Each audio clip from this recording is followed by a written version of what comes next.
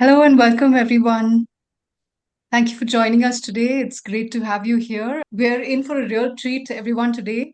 We are going to really touch the crux of the matter with um, how AI is impacting leadership and the most trusted advisors in the house, which is going to be all of you, SPCs and ASPCs, and how the latest that is here in terms of AI augmented trusted advisor is going to equip senior leadership, really make a difference in this space. Before we hand it off to Odile and Oscar, which I would love to do very quickly because we have a short time and we have a great treat that we're looking forward to. A quick peek into upGrad Knowledge Hut, and we have been in the market now for close to 15 years. We have trained hundreds and thousands of professionals. The correct number is more than 500,000 right now. And we are part of the upgrad group, and together the learner number count is 10 million plus. We've worked with over 4,500 enterprises in different capacities, and across countries, right? So that is just a quick sneak peek for you of upgrad Knowledge Hut. And without further ado, let me pass it on to Oscar and Odile. Of course, before I hand that, let me give you a quick introduction to Oscar. We are privileged to have Oscar on board as Safe Practice Head at upgrad Knowledge Hut. Oscar leads enterprise transformation projects across industries, brings a very rich experience to the table, 20 plus years of executive experience across industries like banking, automotive, energy, pharma, and high tech. He is an expert in safer hardware as well, and the latest feather in his cap is AI native. He is one of the very few AI native trainers, one of the best globally right now, and we are lucky to have him here, certainly. And we have, of course, Odile Moreau with us. Odile is strategic advisor and SPCT at Scaled Agile, and brings again a varied experience, 25 plus years across IT service management, business information management, software engineering, and has worked across large scale transformations. And we can't wait to hear what Odile has to share with us. She is a passionate champion for ESG and also at the forefront of the AI native revolution. So, with that, inviting both our experts to the forum now, please take it away. Thank you very much, Christabel. I'm going to be totally honest. Oscar is going to do all the heavy lifting. He is the one who has been writing away the prompts, so he's got a lot of treat for you. I mean, if you were with us at the RTE one, this one is again a step higher. I'm just going to put things into perspective. So obviously, the AI native revolution is there, and it's not going anywhere.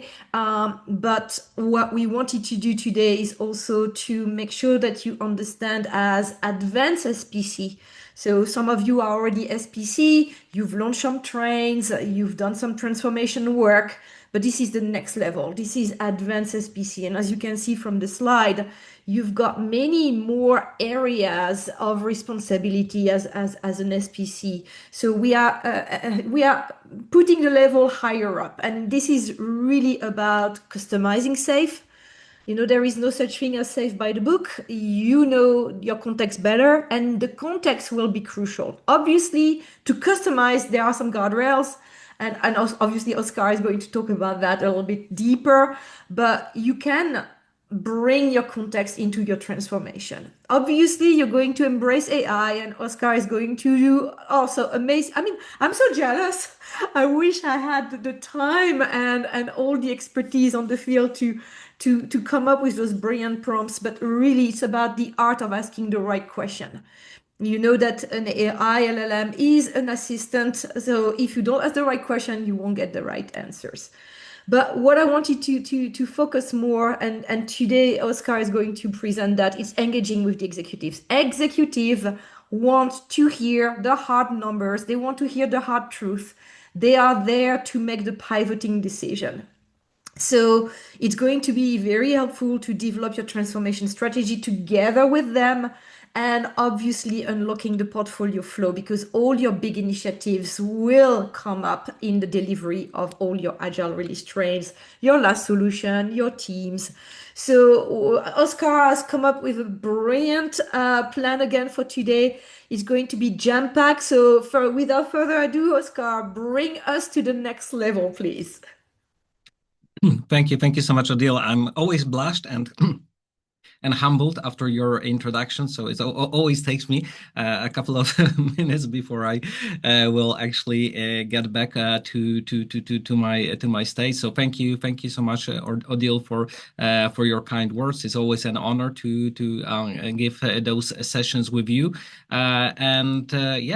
Together with Odile, we have thought about how to make this webinar different from the others that you have, because let's be very open and honest. Many of you have been to many different webinars, and here we would like to start with a question designed especially for you, and the ones that you ask me during our RTE classes, during our implementing SAFe and ASPC classes, why actually most transformations fail. And we know that the data shows that most of them, they fail at the leadership layer. Yeah, and this is not a team failure. Yeah, basically the teams simply execute exactly what leadership systems allows them to do. So even the best team is always going to lose with a poor system, as hard as it is.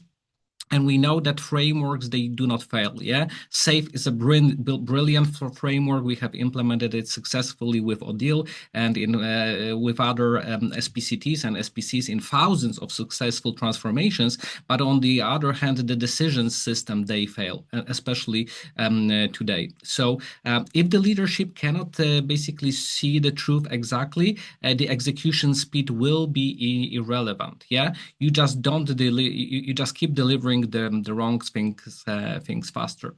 So we know that all the transformations always start at the agile release train level, but they are also going to stay at this level without the proper sponsorship from the leadership. Yeah. So to have a sustainable transformation, especially the one that you will be able to scale, you need to have a strong support from your leaders, especially from the portfolio layer, when you will be trying to connect the strategy with the execution. And with today's webinar, we are going to show you how the ASPC is becoming this trusted advisor for those leaders and can make those transformations successful for the first time. And I've got to warn you, we've warned you also during the post when inviting you to this webinar. This is to this workshop. This is not a webinar. This is a leadership stress test, and this is not about learning more, but about discovering what basically your leadership cannot survive, especially in today's fast-paced digital economy. And yes, you are going to feel a little bit discomfort. I promise you that. But if nothing feels uncomfortable, then basically nothing important is being tested. So that's why I have prepared those slides and those prompts with Odile in this way. And yes, some roles will feel a little bit exposed, especially if you are responsible for making the decisions within your organization. But this is by design, because stress tests, they do not optimize for comfort, but basically the most important thing that we want to show you is to reveal the structural weaknesses of your organizations. And this is what we intend to show you today.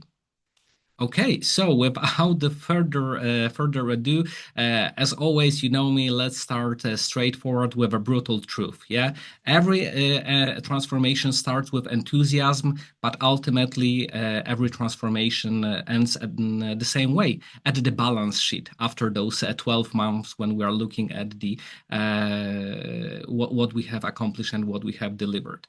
So the boards don't ask about agility; they ask only one thing: did this make us money? Did this make us more money or basically less? Yeah. So after 12 months later, there is no narrative that survives, only cash flow, costs, and basically the risks remain. So at the very end of every transformation, you need to understand that board is going to ask you only one question: show me the money, show me the money, and show me the money. So basically, if you cannot answer this in one sentence, you know that your transformation has already failed. And this is something that we really need to be very open with ourselves when we are designing and executing those transformations from the very beginning. Okay, so basically, what does a 12-month board report looks like? And this is something that many SPCs and many RTEs are also not taking into consideration. So after 12 months successful transformation, you are going to see that first, the leadership reduced the decision latency. Second, as you can see, the portfolio was, as you can see, deliberately reduced from 42 initiatives to 17. Yeah, perfect. Not by efficiency, but by clarity. What kind of decisions do we want to move from, and what kind of decisions do we want to stop making? And the most important result, as you can see, capital was released. Yeah, so in this case, 210 million became available for higher return bets instead of being trapped in uncertainty.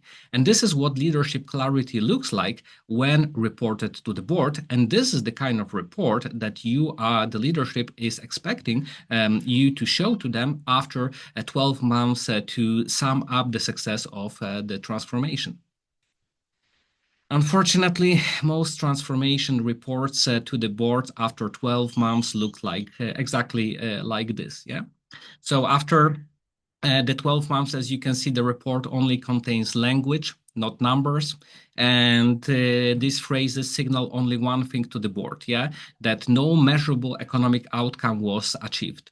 And this is where the transformations quietly end, not declared as failed, but simply never founded again. So I have never in my career been in a kind of situation that the leadership said at the end of the year, you know what, we have invested 10 millions of dollars in our safe transformation. It was unsuccessful and we're not going to continue it. No, the leadership is going to be much more polite and much more strategic. They are going to say, we didn't see the results that we were expecting. That's why the budget for the next year transformation is 100K. And this is basically what they are going to communicate to us. And this is something that we need to understand.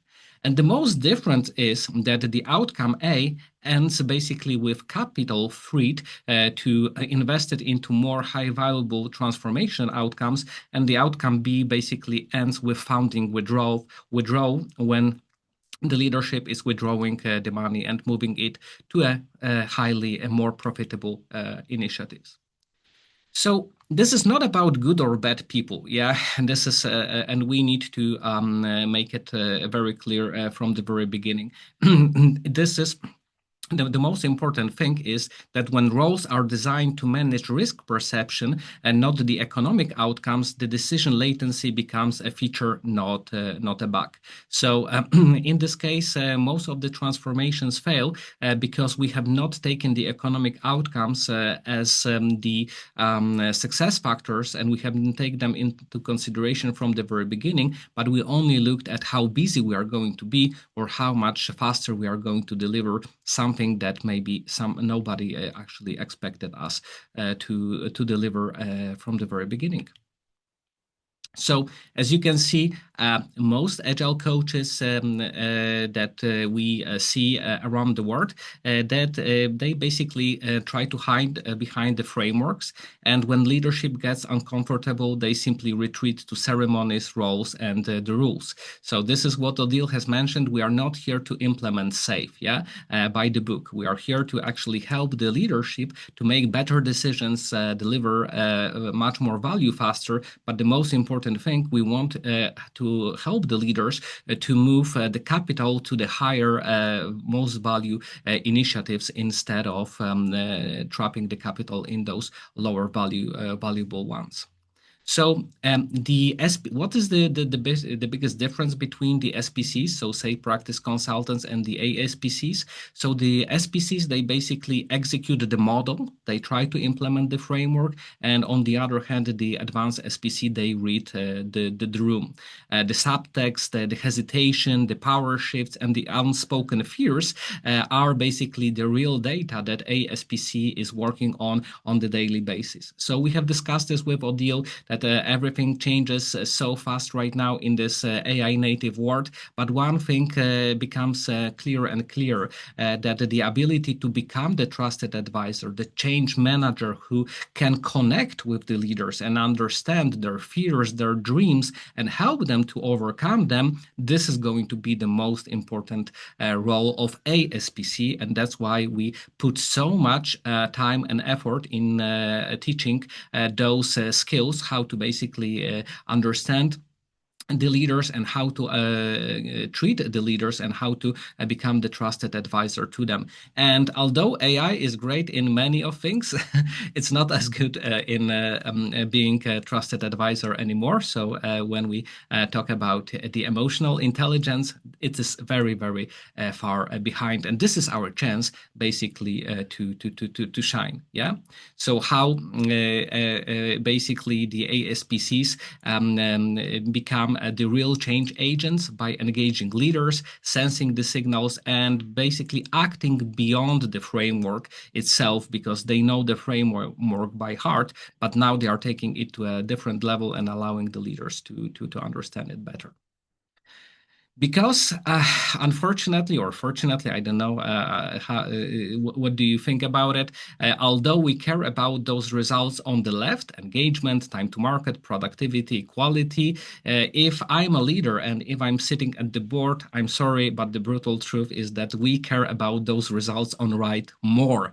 And the reason behind this is that basically only they preserve the value in and build a sustainable value stream within our organization. So ASPC is no longer accountable for adoption, but ASPC in this model is accountable for decision quality, economic clarity, and also especially for the value realization. Because if the leadership doesn't see the value in the transformation, that you know that the transformation will fail. How? By simply not being founded anymore.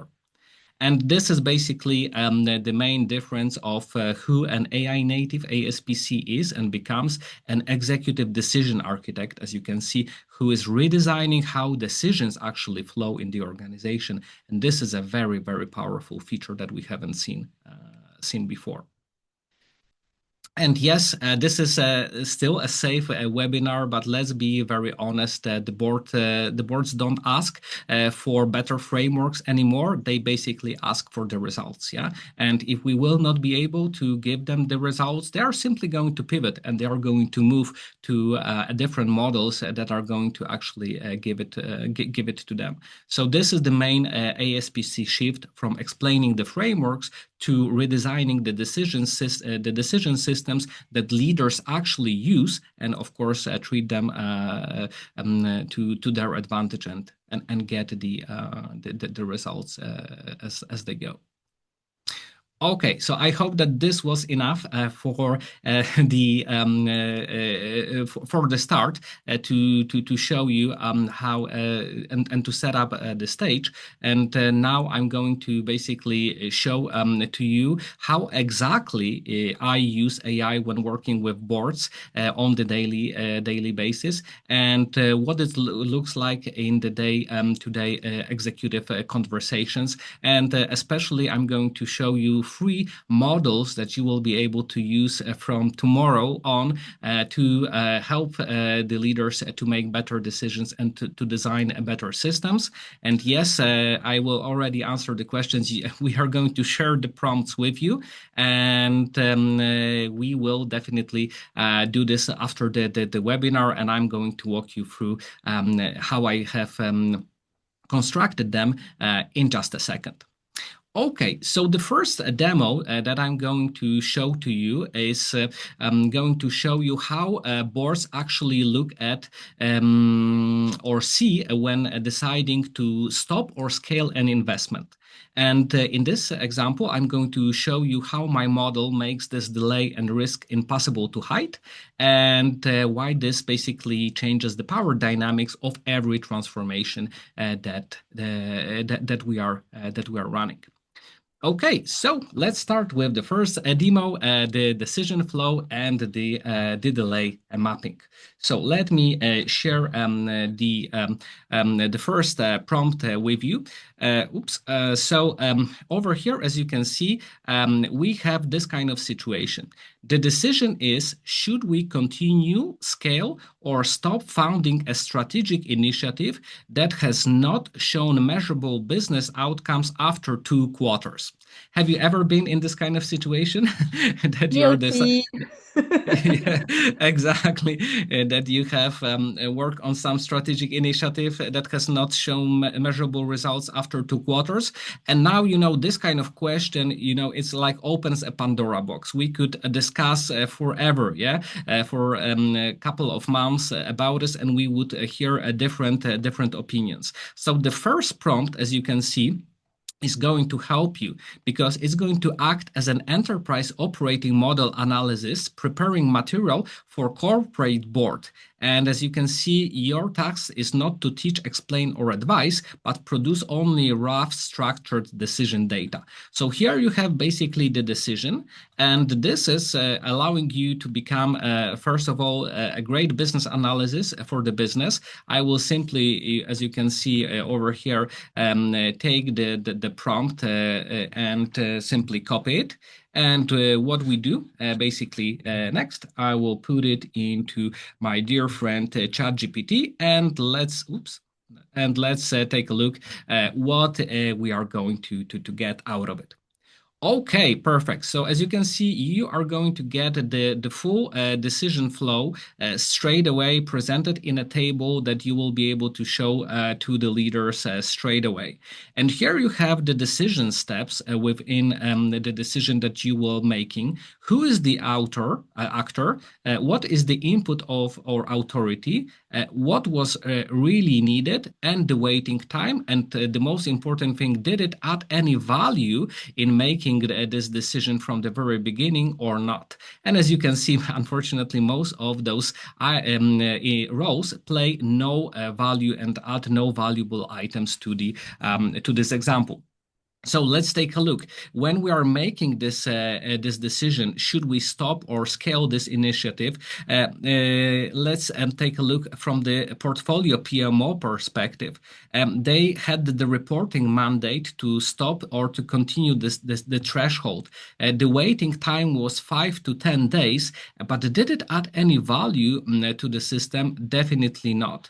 The initiative sponsor was responsible for political capital narrative, and I was asking for outcome evidence, and we needed 15 days to wait for it, and it didn't add any value. So in many trainings we teach you that there is the flow of work, and there are the value added items that are really needed, but most, as you can see, of the decisions are simply the delays that we could remove from the system from the very beginning, and they didn't add any value at all. They were simply a cost and waiting times.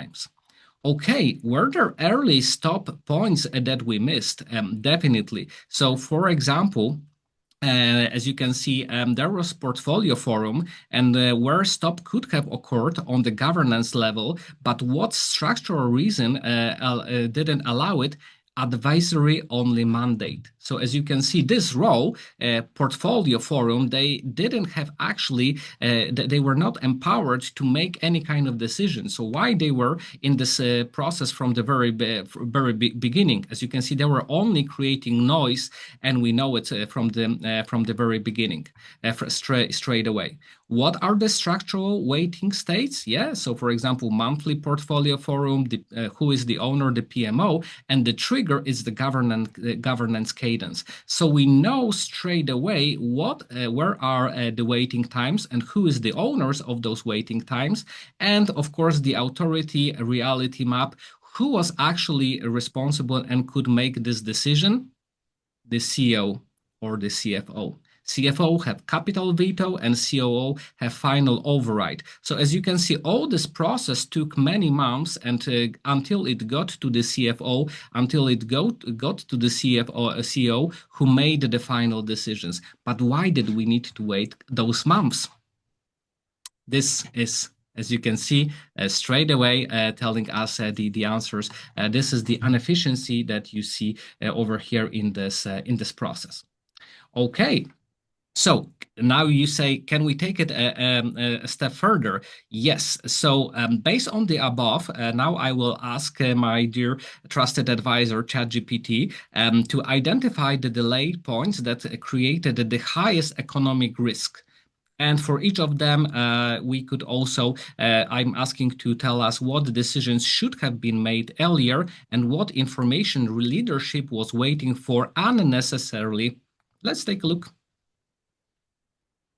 I've told you, if you are a leader, I know that you are now feeling pressure, meaning what? Can they really see it right now, straight away? Yes, we do.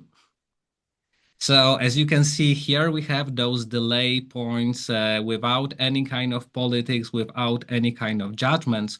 The decision that should have been made earlier, as you can see, terminate or scale down, capital reallocation, we could do this months before, yeah? Information, the leadership was really waiting for unnecessary, for example, comparative portfolio ranking. Do we need a comparative portfolio ranking to make this decision? I don't think so. The economic exposure created idle capital, the delay redeployment. So this is, as you can see, the pure waste and the price that we are paying within the system. And the most important thing, is this delay time reversible? It is, by simply making a decision that we simply cut those things from the process and we will not be waiting for them in the future. Okay, and you know me, I will always try to seek the real truth. So now forget the process roles and frameworks and answer from a system truth perspective. Where is this decision delay being structurally hidden rather than managed?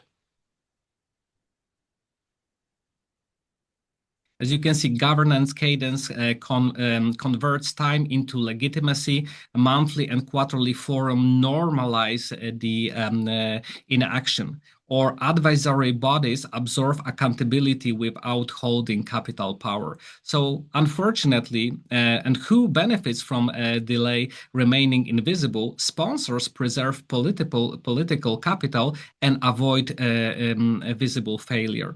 So this is what we have already discussed in a couple of the demos that we have made for you. This makes the leadership, we are not pressuring the leadership, but the AI is not going to make them hide anymore. And we are exposing where the delays and where those inefficiencies are within the system. So this is the brutal truth, and we know it. And the last but not least, okay, so now our great ASPC comes into place. And of course, now you're going to act as an ASPC advising executive leadership and based only on the decision latency gap, provide only 3 high impact recommendations the organization should focus on to avoid this decision latency in the future. Let's take a look. install automatic capital interrupts, separate evidence from narrative decisions inputs, concentrate stop authority at the capital owner level with mandatory time box decisions, bypassing advisory layers and calendar driven forums. So as you can see, of course, I'm not saying that this is the kind of situation that basically and that basically AI is changing or basically removing the managers, but on the other end, this is not making the decision for you as ASPC, but it gives you tools to actually reveal the truth to the boards straight away and to give them the recommendations that they will be able to use straight away as well to make their system run more efficiently. Because as you can see, reducing delay often creates more value than accelerating the delivery, and the decision speeds always beats the delivery speed. So in most of the organizations in the world, in the past, we were focusing on the delivery speed, but nowadays we are talking, especially on the ASPC level, on the about the decision speed, and the ASPCs will be, and of course already are, the architects that are going to help us to streamline the systems to make better decisions faster in the future. Yeah, and I think this is really great because these are, generally speaking, some high level prompting. Obviously, you need to put a lot of context. Please never put any personal identifiable information into the chat because you never know where it's going, even if you've got a private instance of it. But you as an SPC, you know the context. You are helping these enterprises. For instance, if you've got a trusted LLM, you can put also some flow metrics. Like Oskar mentioned, reducing the delay. That's how you speed things up. So by having those things, you can refine your understanding and also help the LLM make an even better help in your decision making. So thank you again, Oskar, for showing this. I think that a lot of people will be happy to work on your starter prompt and improve it to their context. Thank you. Thank you so much, Odile. We have a room for 1 or 2 questions. We don't need to wait till the very end. So if somebody has any kind of question, please go ahead. If not, I can continue and we can have more questions at the end. I think everybody is gobsmacked, so they are just like, so don't hesitate to put your questions in the Q&A. And I think, Oskar, I will interrupt you if I've got any questions that I feel that are relevant. Otherwise, Amazing. We can go to the stress test number 2. Amazing. So if you have questions, please go ahead and do them. But the second stress test is going to be all about following the investment. So here you're actually going to see how boards decide by and how do they decide? How do you think? By tracking stories? No, by tracking the capital. Yeah. So they are always tracking the money, and this is how the decisions are being made. And the AI is going to help us to make this momentum visible, and is going to help us to see how this changes a portfolio decision in real time. Those of you who work with me, you know that I have, for example, prepared the model for one of the organizations that are allowed to make the portfolio decisions basically in real time. And you've seen my posts. If you've seen my posts on LinkedIn, yes, many organizations do now make decisions on portfolio level on the daily basis. And yeah, you need to answer the question where it puts the portfolio if you're still making the decisions on the monthly, for example, basis or quarterly basis. And in this case, I will always quote what my wife says, because my wife, she really loves the detective stories. She likes the detective books and the detective series. So sometimes we talk about it, and in those detective series, they're always saying you should always follow the money, because if you are going to follow the money, like at the very end, you are going to find the truth. And this is exactly what we are going to do right now. So we are going to take a look at the strategy and the foundings and at the outcomes, the classical, the full model, and we are going to see if it's going to help us to reveal the truth. Okay, then. So here in this second stress test, I'm going to share another prompt with you, and this is going to be, I hope, a very interesting situation. So we are going to analyze a safe investment scenario in a large enterprise. So here is the context. We have launched our first Agile release train, and we have considered this Agile release train successful in our organization. So now we are launching the second Agile release train a little bit later, inspired by the first Agile release train, without stopping or materially changing the first Agile release train. Ooh, for me, there is already a red light. Yeah, we are talking about it, especially in our RTE trainings. Yeah, relentless improvement. We even have a full section for that. So we haven't, learned anything on the first Agile release train, but we said, whoa, now, we need to scale. Why? Because everybody's scaling, everybody's launching more Agile release trains. So we are going to launch more Agile release trains. So for both Agile release train, I would like the model to map only what leadership said, how money actually flowed, and and how the success was defined. Okay, so let's take a look if we can actually reveal this. So as you can see, the Agile release train, okay, it has proven speed to market without disrupting existing delivery. It demonstrated visible momentum, and it protected core commitments while trying something new. Okay, perfect. Founding, incremental founding laid on the top of existing spend, no offset budgeting, reduction elsewhere. Okay, great. But what are the outcomes? Increased output volume and cadence. Okay. Higher internal visibility and executive confidence. Okay. Success framed as delivery activity and predictability. What are you missing here? Money. I do not see any tangible results here. I only see that we are busy, yeah, and we see that we have delivered more output, but I don't know if we have delivered more money. So as you can see, the Agile release train replicated the perceived strategy from Agile release train 1.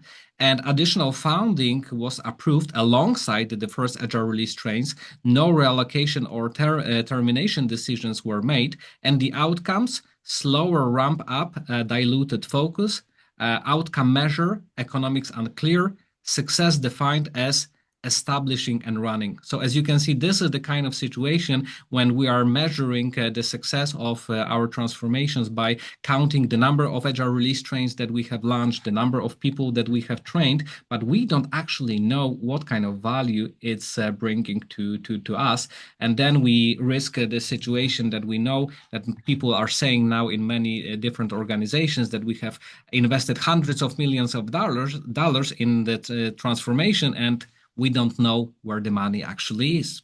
Okay, so let's take this ribbon and let's take a look if we can go a little bit farther. So now we want to follow the money. So continue the investment analysis of those two Agile release train scenario and focus only on capital allocation logic and leadership intent. Okay, so I do not care about it anymore. I just want to take a look at how the money flows within the organization. Okay, Agile release train treated as permanent baseline, no renewal gate, no repricing. Agile release train 2 founded as a replication insurance to sustain the "it works" basically story. Oh, that's not fine. The leadership belief: Scaled is assumed to convert activity into returns without reauthorization. Okay. Risk is defined as stopping, not as continuing unpriced spend. Have you seen this kind of situation that we don't want to stop the Agile release train because we have spent so much money into it, and this is basically a sunk cost? Especially, yes.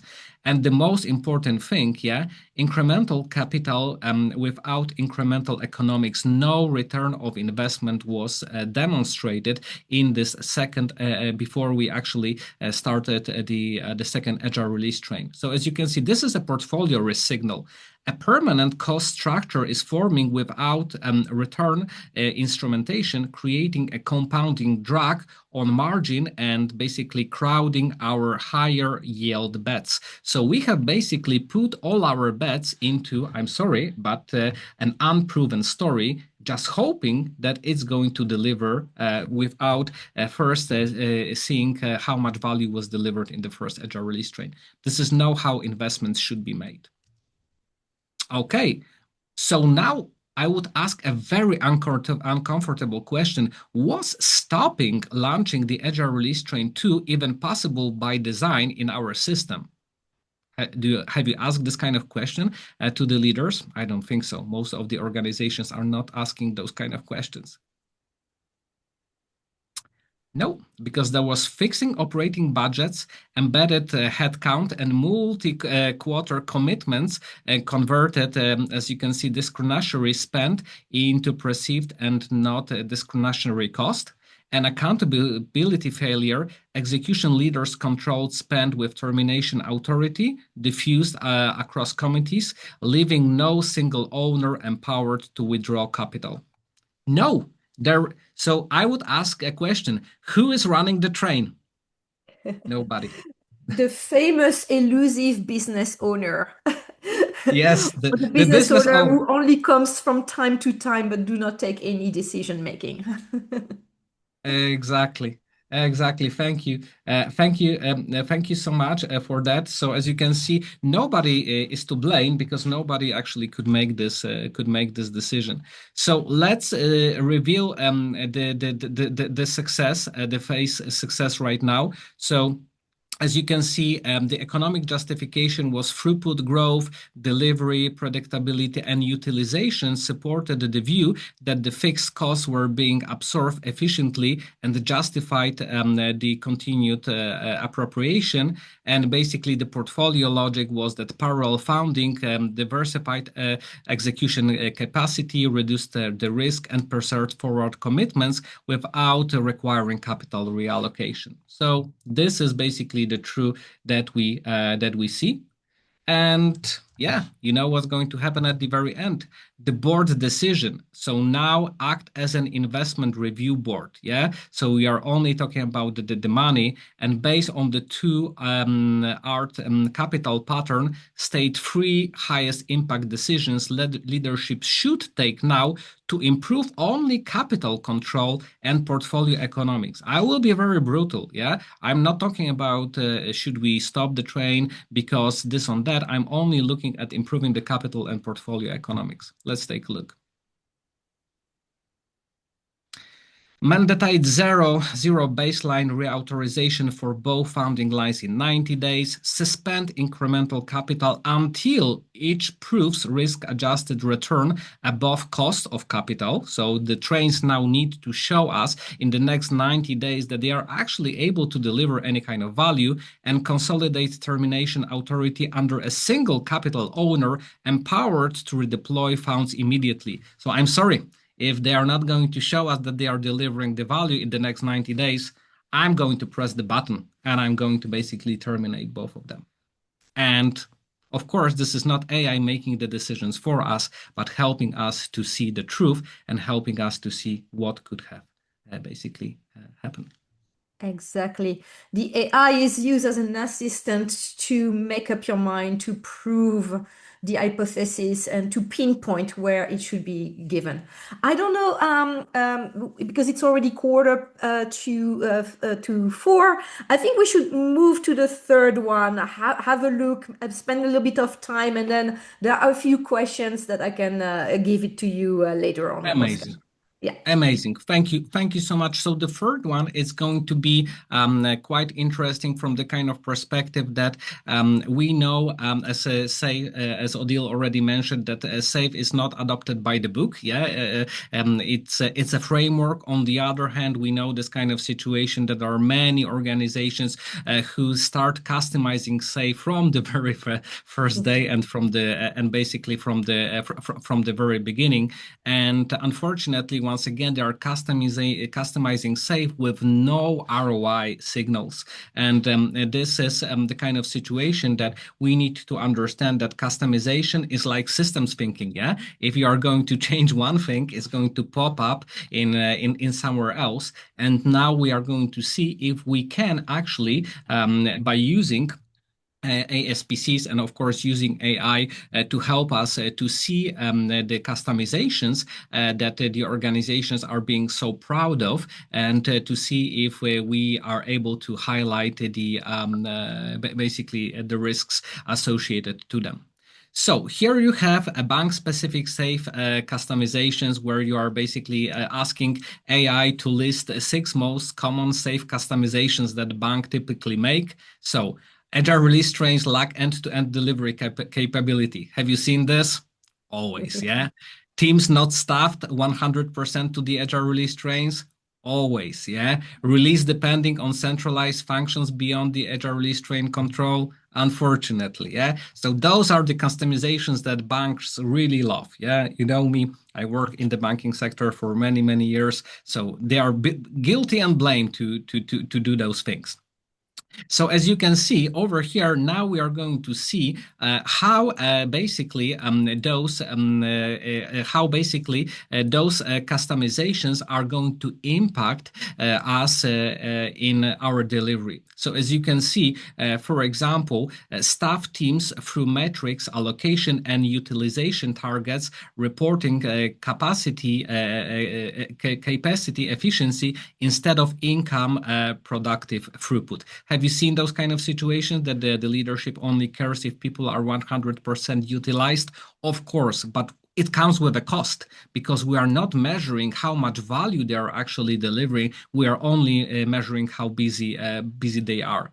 Reframe delivery, audit, and budget adherence as business performance while leaving revenue creation uninstrumented and economically invisible. So have you seen this kind of situation that the business owners give 10 out of 10 to all the objectives? Great. How much value did it delivered?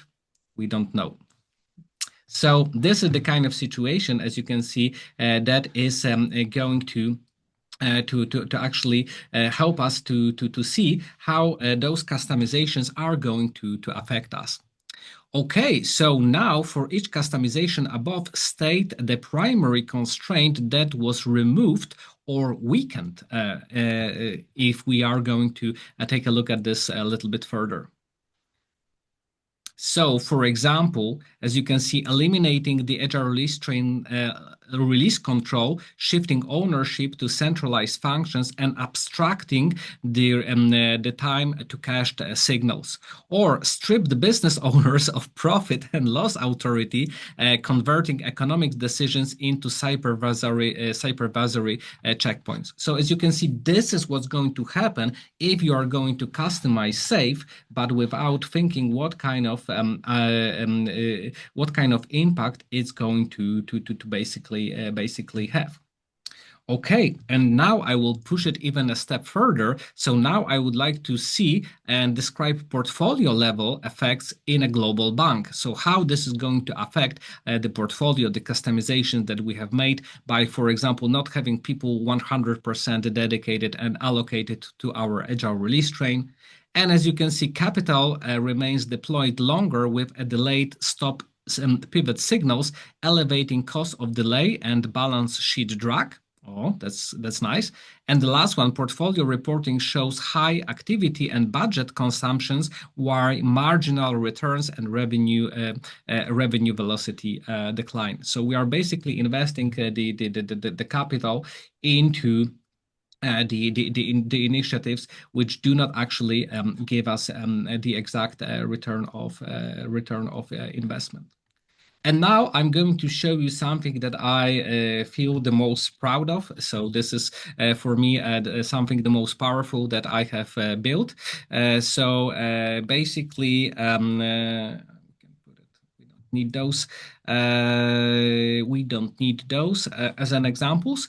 So basically now the prompt is going to act as a top tier ASPC advisor, preparing a board ready executive report that a group CEO, CFO, etc., could read, and it's going to show to them the bank has customized SAFe early and is now experiencing weakened economic control, diffuse accountability, etc., identify the system level interventions required to restore SAFe customization, economics viability, and risk containment. So this is the kind of situation when the leaders say, SAFe is not working. Why? Let's take a look.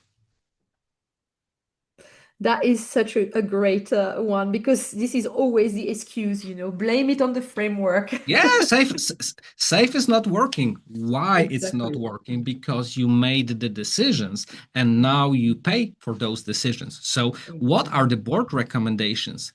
For example, re-anchor the operating model to an end-to-end revenue ownership by assigning the P&L accountability and decision rights at art portfolio value stream level.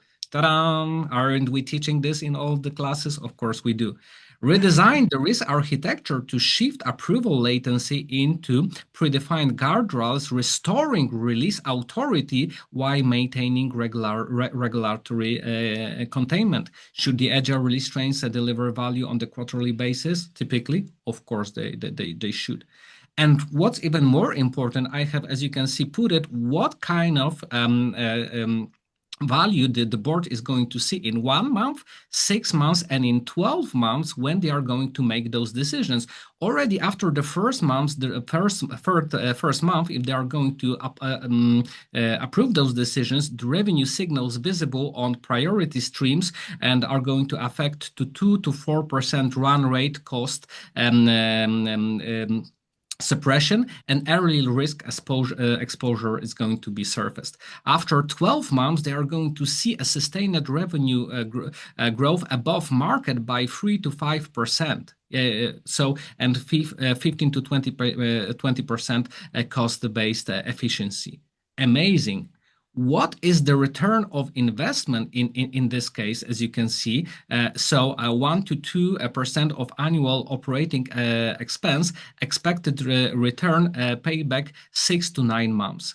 Oh, wow, that's a great return of investment. Yeah. Wouldn't you like to invest 2% of your operating expenses and have seen the return on the investment already after 6 to 9 months? Exactly. And the most important.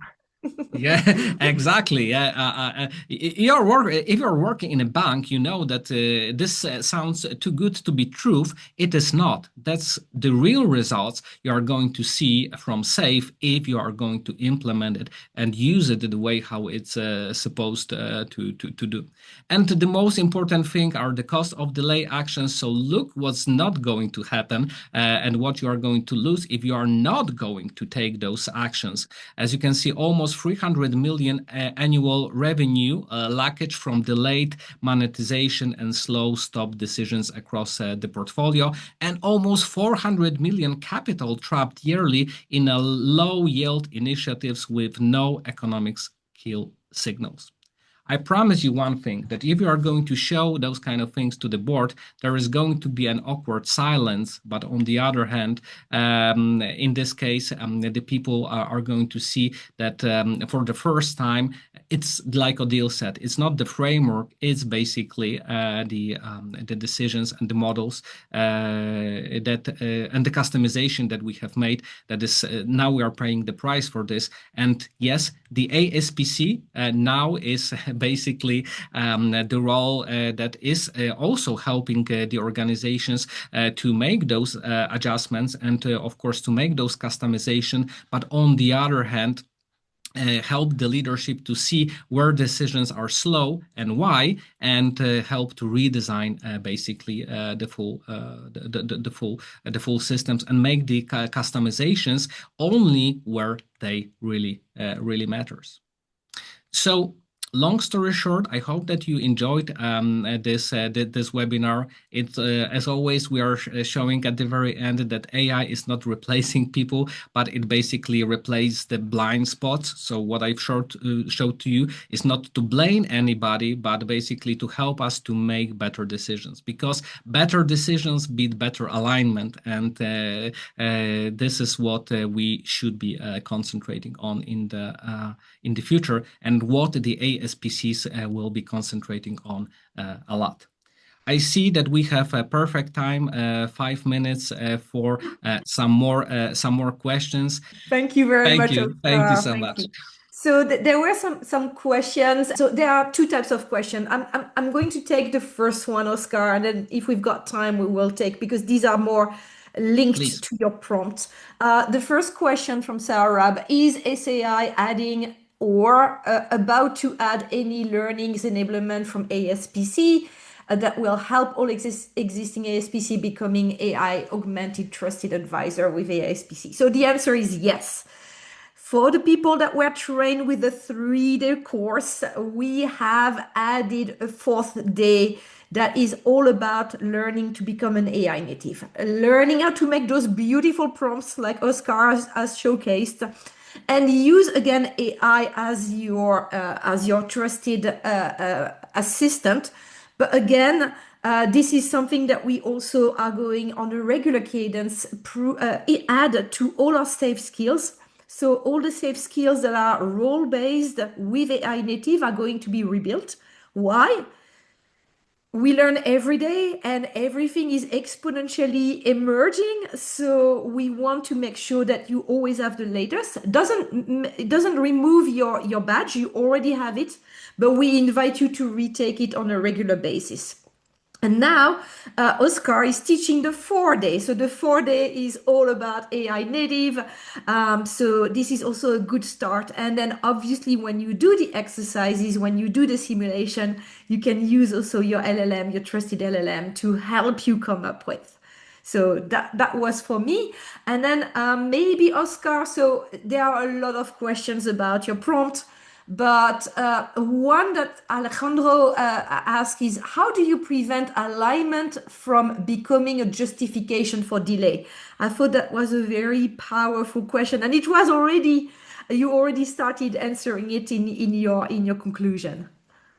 Yes, amazing, Odile. So basically, alignment is what is responsible for the delay in alignment.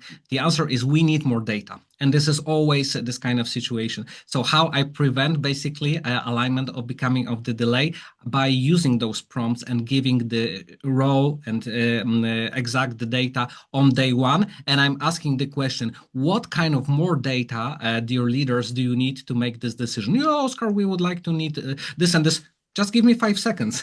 And my assistant is going to give them the data in the real time in the very same meeting. So don't let them hide behind the alignment, behind the data, etc., but build a system that is going to give them this straight away and is going to ask, do we need anything really more to make the decision? If not, then we need to make the decision today in this very meeting, and be very open with them. It works. Thank you once again, Oskar and Odile, for this delightful session, and certainly helping senior leaders navigate this very challenging time. And to everyone, we have a very exciting series also coming up with in-person sessions as well. Stay tuned for our AI native sessions also coming up. We have one in Berlin soon enough, and some invite-only sessions coming up in April, which is going to be in India. So a whole lot planned. Follow our socials, our LinkedIn certainly, and you will get the latest from us. Right? So thank you again. Thank you, And have a Christabel. Thank great you, day. Odile. Have a great Always weekend. an honor, and stay safe, everybody. Always Like a Odile say, pleasure. always stay Absolutely. safe, and see you soon. Thank you. Thank you. Bye-bye. Thank you. Bye. Bye-bye.